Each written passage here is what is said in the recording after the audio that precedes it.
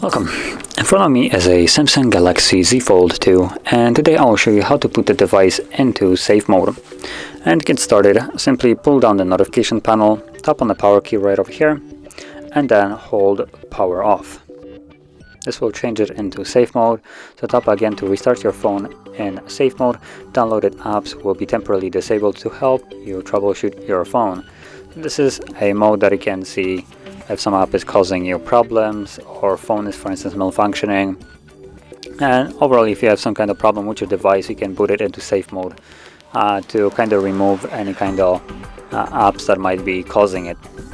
So let's wait for it to boot up fully, and you will see a watermark from the safe mode in the bottom left corner of the display.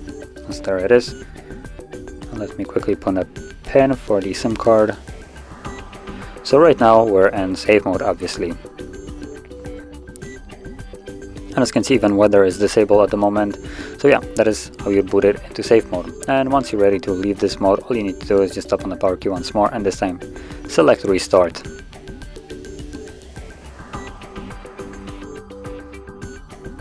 And there we go, we're back in Android and in normal mode. So if you found this very helpful, don't forget to hit like, subscribe, and thanks for watching.